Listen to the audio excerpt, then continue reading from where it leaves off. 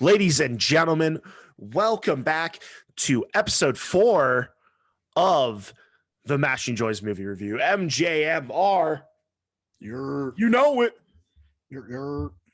Last week, we had the boy Valley of the Davis Bros with us talking about Mortal Kombat. Today, we're back with the boy Jason and Cody, as always, talking about the smash hit, in my mind, spoiler alert for how I fucking feel about this movie. We're talking about Nobody today with Bob Odenkirk. Saul Goodman, my boy. Saul. Fucking holy shit. Let's just get into it. Okay. Yeah. Jason. Yes, sir. Tell me how you feel about this movie. Okay. So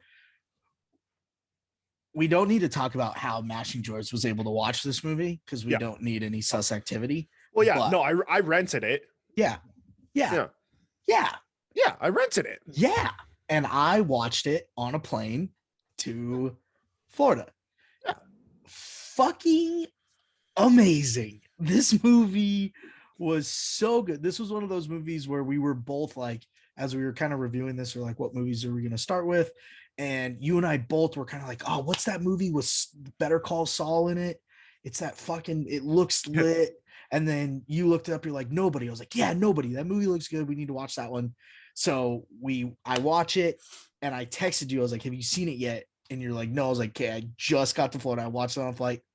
Fucking amazing. And you're like, really? I was like, yes, I'm not going to give you anything else. You need to watch it. Like, this was like a good version of like a John Wick movie. Like, the action was similar, the fight scenes were similar, and just like who he is as like an assassin, kind of like perfect, absolutely perfect. It had a little Home Alone in it when he's like setting booby traps and stuff, which was cool. My only flaw with this movie, and this movie is very close to being flawless, the fact that Saul not only produced it but acted in it, fucking awesome. They have fucking Doc Brown in the movie. All right. So we're fucking back in the future, baby. Like, let's fucking go. Tobey Maguire fucking helped produce this. Like, all right. Anyways, this movie was really good. The only thing I didn't like was how drawn out the initial part of the movie was. I know that they were establishing the character, and I know that they were like really trying to get you to think like, hey, this guy's a nobody. I get that. But it was just like, how many times do I need to see him fucking miss the trash guy?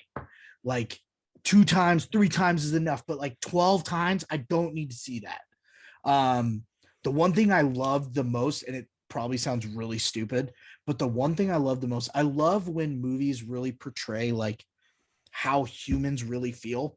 Like, a lot of people, like viewers watching this, listeners, like, there is one thing in this world that if it was taken away from you, it would really hurt your feelings or frustrate you. And it might not amount to dick to anyone else.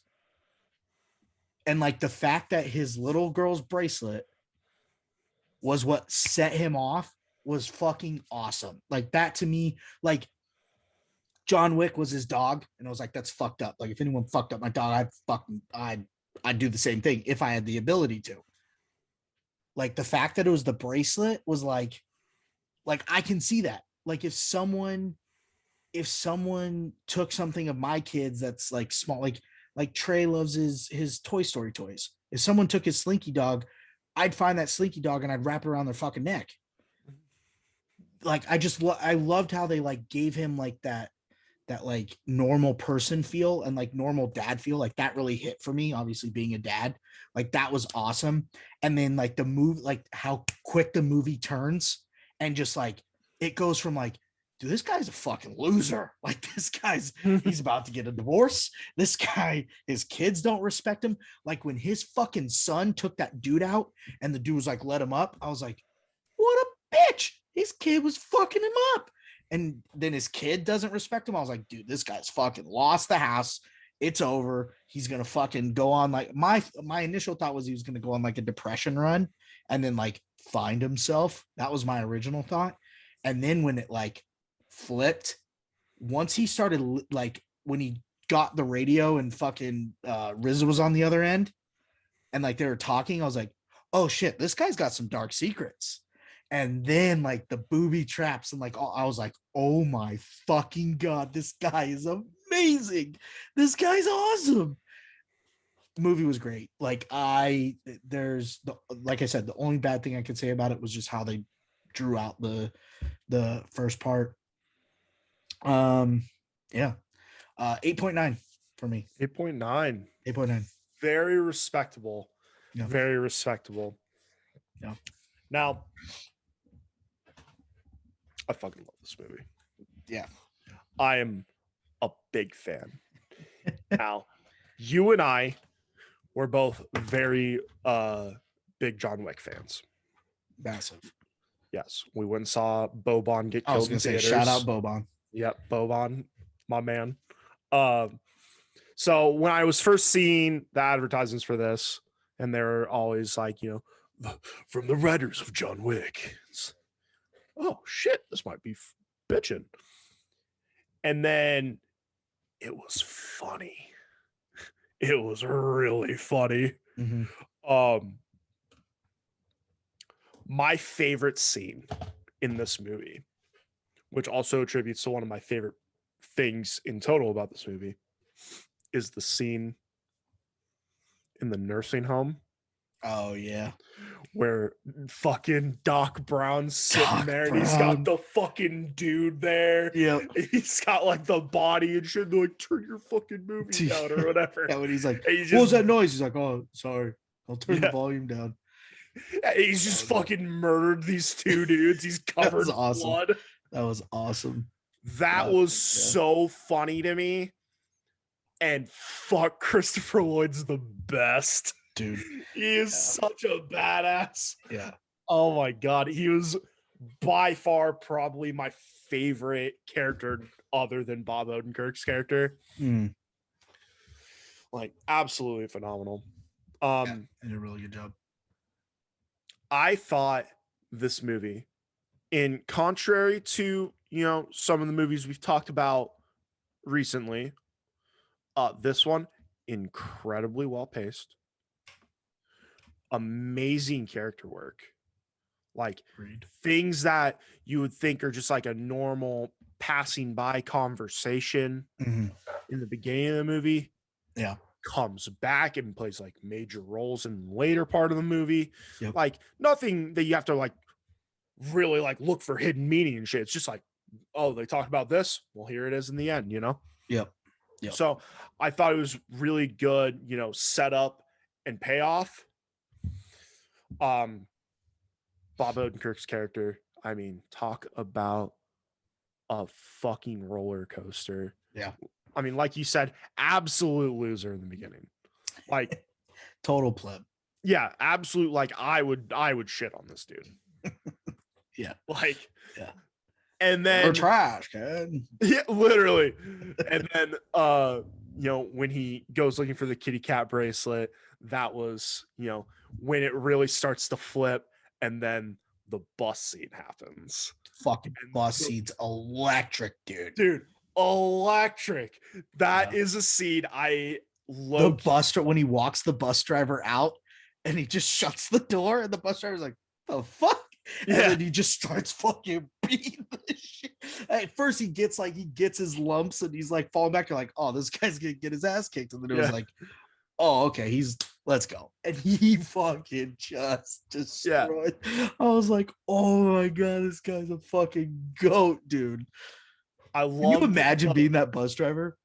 Like, if that really, like, if you really have, I'd quit. I'd quit the next day. I'd get the bus back and be like, I'm done. Oh no, see, I'd fucking offer to be his chauffeur just so I'm on his good side, so I never have to cross paths with this guy. Like, this fucking nobody. Oh, so good. That bus scene was so good. That bus scene to me is the equivalent to the library scene in the last John Wick. True. Like that whole library scene where like Boban and then the other assassins and they're like throwing the knives and shit. Like that whole scene and the bus scene are like Yeah. Just like that's like you get the glimpse when like he's talking to RZA and it's like, oh shit, this guy's like kind of something. Then when RZA's like, don't do it. I know what you're thinking, don't do it. And then he goes to get the kitty cat bracelet, and that's when you realize like, oh, this dude's fucking hardcore. When he goes and like fucking ruins their dinner and just fucking wants the bracelet back, like that was like, oh shit, this dude's hardcore. And then it was like he's on the bus, obviously adrenaline's bumping, and he sees these dudes, and I'm like, oh, he's gonna bite off more than he can chew. And then he didn't. And I was like a 5-on-1 disadvantage. Yeah, I was like, oh fuck, this guy's lit. The other thing I did love was I love when movies have like two powerhouses that are going at each other and you legit don't know who's gonna come out on top. Like I like the movie where it's like, the bad guy's such a badass and the hero's like an up and coming badass, but it's like obviously he's gonna overcome him, because he's the underdog. This was just like, you don't know who this guy is, and then you're like, oh fuck, I know who this guy is. But the dude he's like fucking challenging is fucking crazy motherfucker. Like legit. And then you're like, they're kind of both on the same level. And it was like each of them, like they're being told, like, don't fuck with this guy. This guy's a bad motherfucker. And he's like, I don't give a shit. And then the fucking villain guy was like, oh fuck, don't fuck with this guy. I was like, nah, fuck him. And it was just like, then when you think they break bread with each other and you're like, oh, okay, like that's cool. Like, they're not going to bother each other, right off into the sunset. And then it was like fucking chase down. And then it's like, oh shit, now the booby traps are going to come into play. Like, it was like, oh my God, that movie was so good. Like, to give the audience an idea, I haven't watched this movie I went to Florida over a month ago, almost 2 months. And I could still remember the entire movie. Like, that's how good it was. And I watched it on a plane with like no sleep. Like, it was so good. So good. Closing point. Claymore dinner. Oh yeah. Amazing. That being said, I am now adjusting my score. Ooh. I originally was going to give this an 8 out of 10. Giving it an 8.5 out of 10.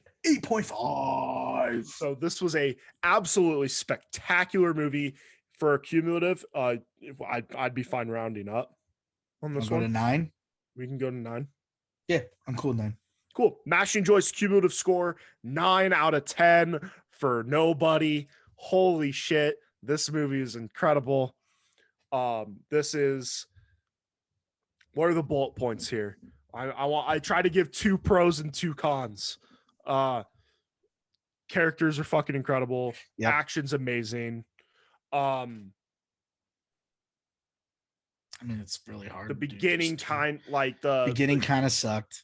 Sucked. It kind of dragged a little, just like setting up his character and stuff. Yep. And then that's really like the only con. I don't know. The other thing, I guess the other bullet point you can like kind of point out is like, I felt like the wife could have played a much different role. I felt like she was kind of just like, meh.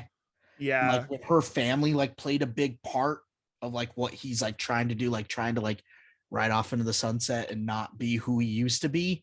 And then like the whole, like when he like does what he did to get the bracelet back and then like shows up and she like sees him and then has to work on him again. And he was just like old times. And even she was just like, man, like, I feel like that was a scene where it like could have like dove into like their relationship a little bit more.